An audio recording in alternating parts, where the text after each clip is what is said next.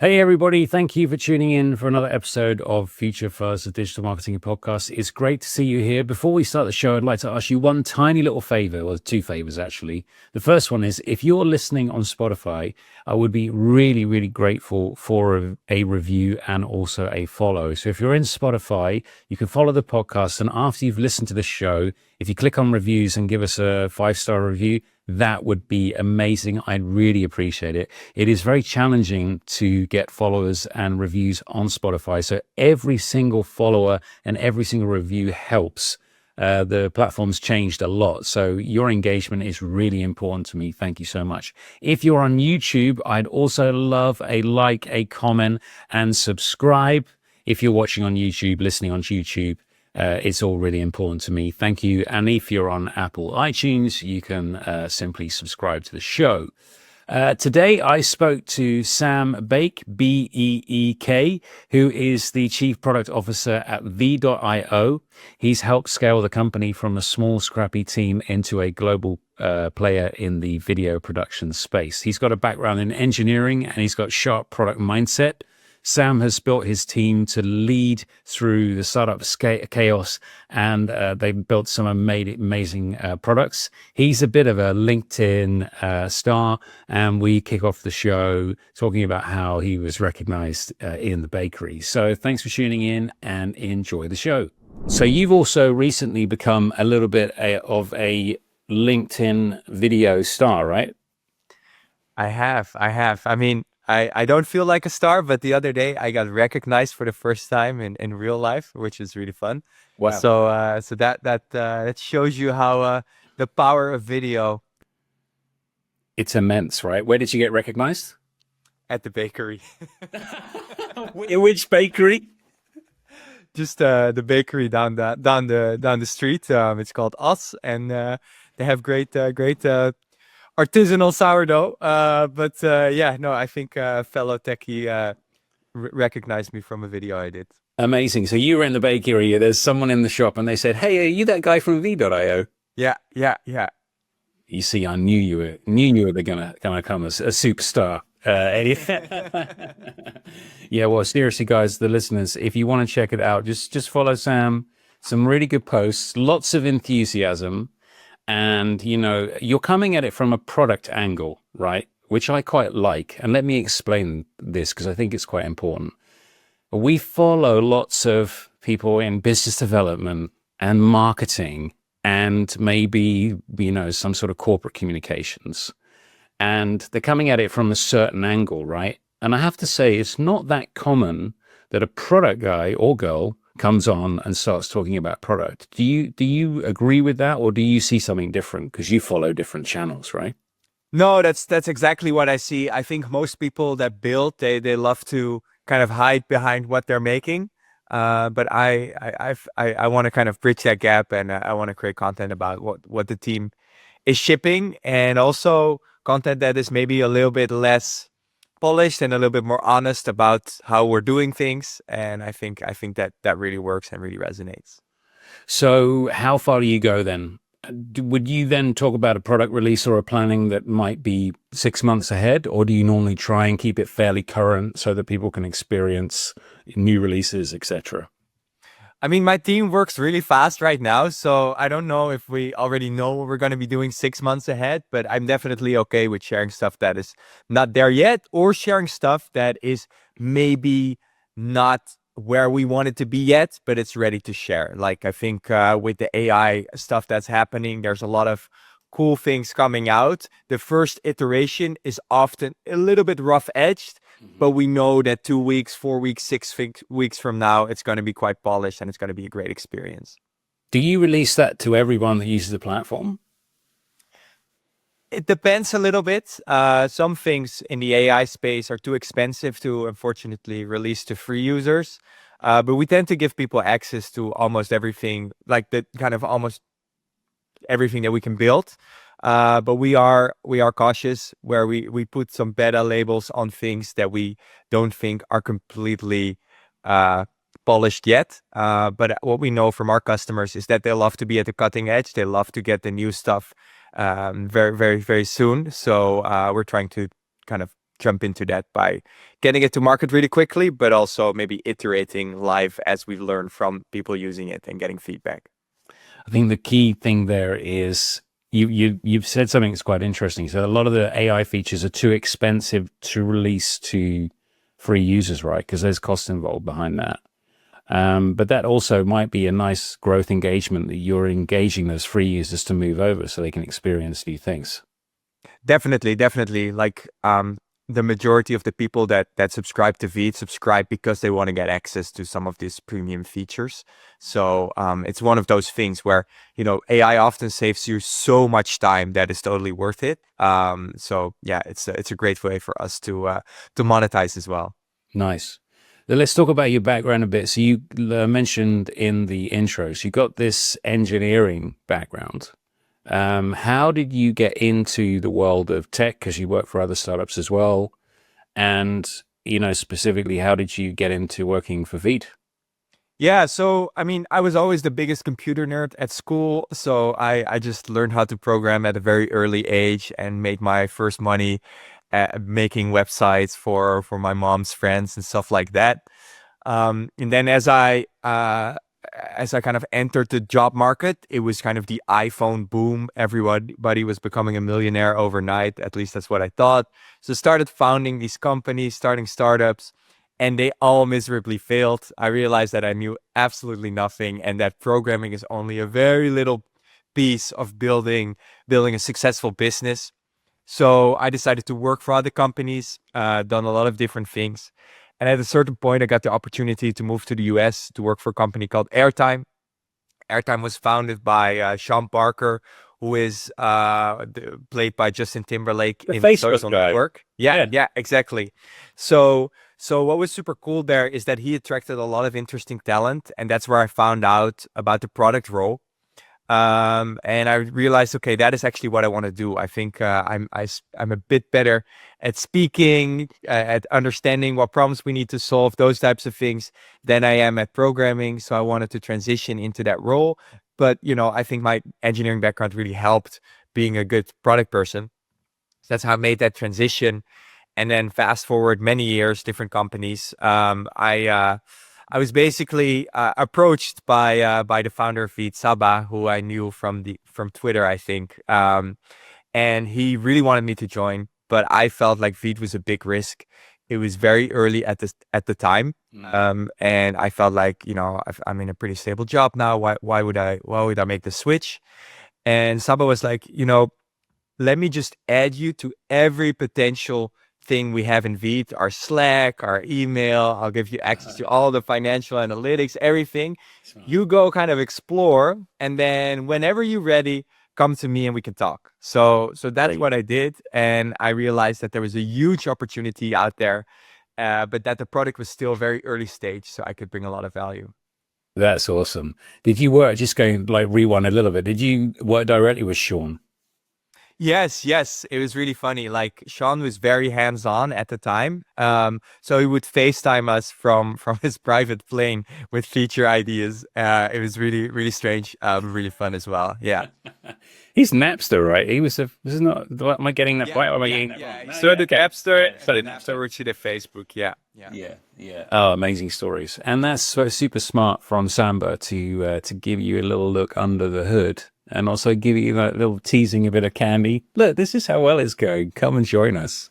Yeah, I think one of the great things about Saba is that he's very relentless, and this really showed that. So that was like, it also increased my confidence in him as a founder. Brilliant stuff. And now let's dive into Veed. So you're building a video tool for, let's say, a range of different personas can use this tool, right? What's a philosophy behind the product? I mean, are there any key pillars that you've got as a team? Are there any visions that you have personally? Who should it really appeal to and who should use it?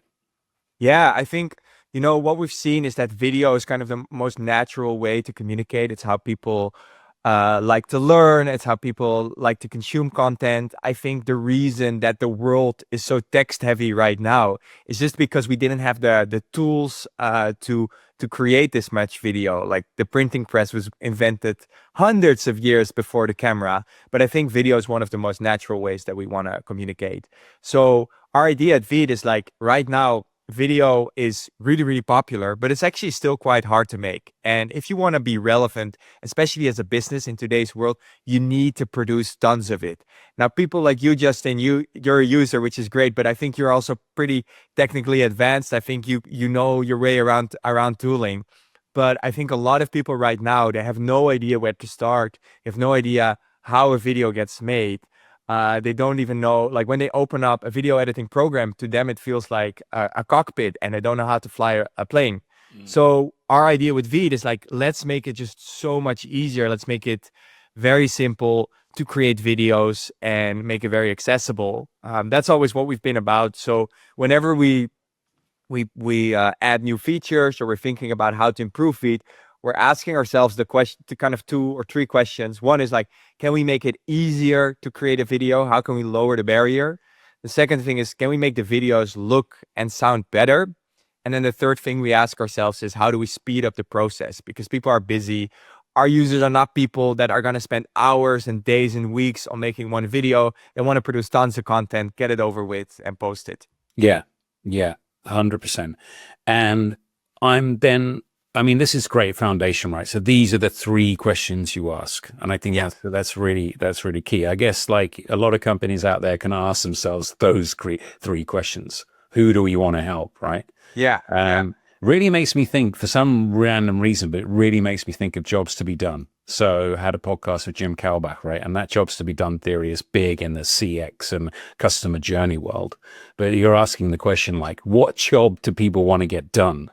And I think that's really striking as well, because people are super busy. They don't want to spend hours and hours and hours making shorts. They really want to get it done, and they want to get it out, because relevancy and speed is crucial these days, right? So it leads me on to my next question. What trends do you see in terms of the format that people make, the length of the formats? Like, what platforms are they publishing these videos on? Yeah, so I think in Veed, we see that people predominantly share their videos on social media. And I guess one of the trends that or 2 of the trends that we're seeing is things are becoming more portrait, more vertical video. More than half of the videos produced with Veed is vertical right now. More than half. Yeah. And if you would have looked at our data or just industry data a couple of years ago, that definitely wasn't the case. So and that's just because the majority of video gets consumed on mobile, and the vertical format fits way better there. So it makes total sense, but that's one of the things we're seeing. And then the second thing we're seeing is like a race to the shortest videos possible. Like, people's attention spans keep shrinking. So people are making shorter videos. They also make videos that are like where, the hook is really, really important. Getting people's attention in the first like 3-4 seconds is really key. So we see that people are editing and adding loads of things in the first few seconds to grab the user's attention. And then the last thing we're seeing is that more and more people they notice that they need to produce so much content, and they don't have a lot of time. So they're reusing and repurposing existing content into new content. So they do a podcast like this one, and they make tons and tons of clips out of that. Maybe they localize those clips in different languages with our dubbing feature. They make different versions of different clips with different hooks. We're seeing a lot of that as well. Future Fuzz is sponsored by SalesSource, B2B pipeline management and sales growth for your business. The repurposing thing, I think, can be detrimental, though. I can see it as being a trend, but unless you really put some love and effort into it, it can look a bit tacky. But that's really interesting to hear that people are going shorter and shorter and shorter. So maybe like the video will go in reverse. What do you reckon? Do you think that? Yeah, it could.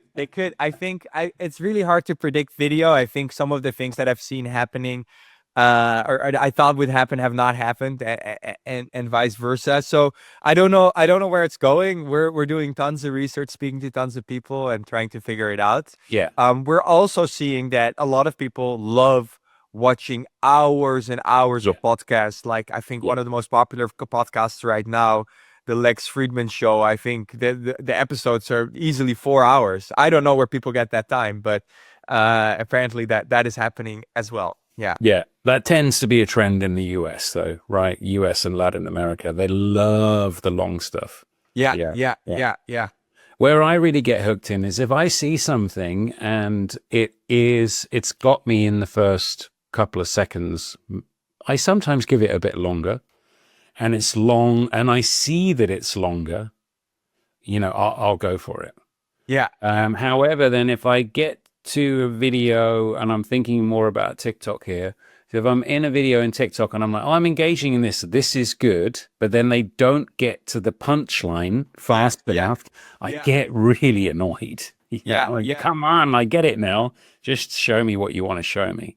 Yeah. I think in general, also TikTok is noticing this, so they are looking a lot at when do people scroll away, and how does the algorithm then change so that we get the content that we actually want to see.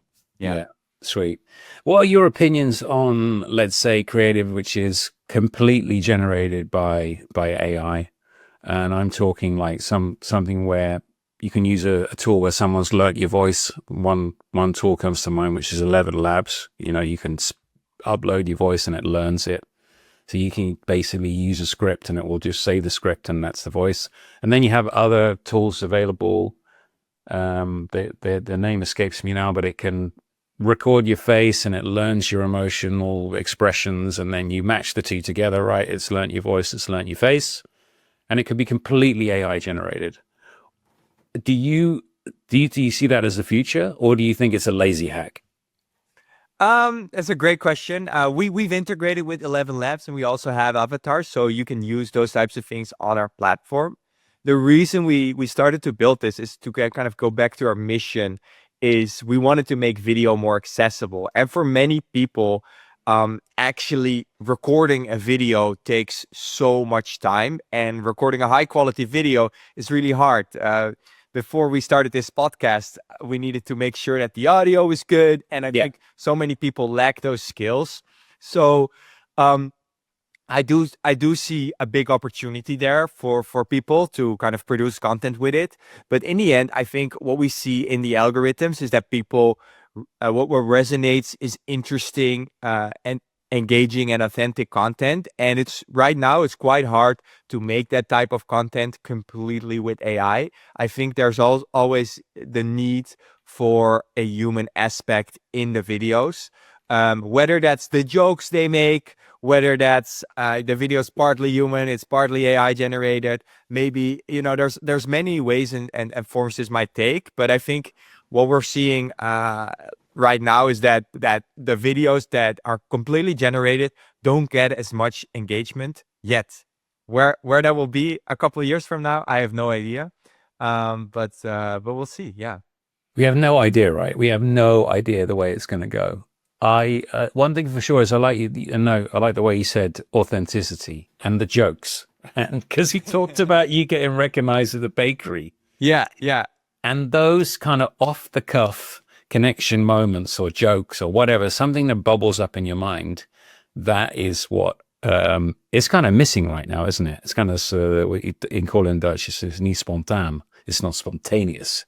Yeah, totally. Yeah. I think AI is not there yet, and I'm curious whether it will come there. I think most people can still recognize AI content because it feels a little bit eerie, it feels less emotional, all those types of things. Yeah. But I think if you have a great video which has some AI in it, people will not recognize. So why not? And and I think, for example, we're seeing this being applied more in spaces where people don't have a choice what they are going to watch. So like in the learning and development space, generative video makes a lot of sense because you just want to train your employees, and your employees need to watch the video anyway. So we're seeing in certain areas that generative is really prominent, and in other areas it's more emerging.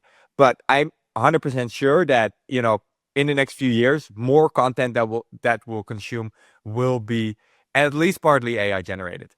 Yeah, I wrote an article recently about Upwork. They've released the podcast and it's 100% AI generated. And it's soulless and it's boring, but at least they tried, right?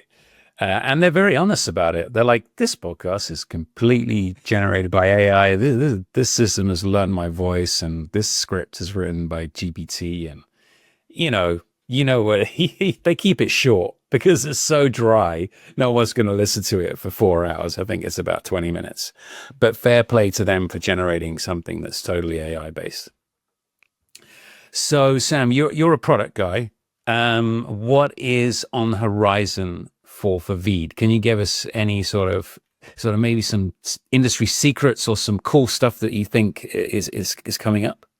Yeah, definitely. I think we're doing a lot of innovation in the AI space. That's partly generating videos, but it's also very much helping people make their own videos look and sound a lot better. Helping people, like, let's say you record a video with a shitty webcam in a shitty bedroom with poor lighting because you don't know how that works. And we can then kind of elevate that video into something that looks more like a professionally produced podcast. That's definitely the type of stuff that we're working on. And one of the things that we realized is that in order to make this very accessible, we need to develop our own AI models. So that's something that we're doing a lot of work on and researching right now. Wow. So recently we've developed an AI lip syncing model ourselves. So if you, for example, want to change what you say in a video because you said the wrong thing, or you want to translate it in another language, we can do that with our own model. And by making our own model, we can do that at a very low cost. And that makes it much easier for us to make this accessible to large quantities of people, which is just super, super exciting. Cool, Sam. So could that be used in it, for example, where someone, let's say they swear in a video podcast, and then you can just type in, instead of beeping it out or cutting it, you could type in like fudge, and then they quickly lip sync fudge and then edit it out. Yeah. So we already have this. Actually, we released this week. It's called AI Rephrase, and basically it allows you to rephrase or change words, a few words at a time in your videos. And it's been super useful. I notice very often that when I record a video, I get a few words, I screw up a few words, and then I need to redo the entire take. Takes way too much time. Yeah. And now I can just change those words, or I can update a video. Let's say I have a video in which I announce an event, and for the next event, I just want to change the date and maybe one detail. I can now do that without having to re-record. So that's super awesome. That is awesome. I could definitely use that a lot in our podcasts. It sometimes happens. Cool, Sam. All right. Well, like your customers of Veed, they don't have much time to do loads of things, and we know that the dream length of the podcast is not too long. Unlike Joe Rogan, who's going on for 3 or 4 hours, right? So we're coming towards the end. Are you going to be featuring in any events soon? Are there any cool things coming up at Veed? I know you're having a house party this weekend, so I'm sure everyone's invited. I think for us, what we've been doing lately is just shipping loads of new features. Every month we do an event on LinkedIn in which we announce the features and we do a Q&A session.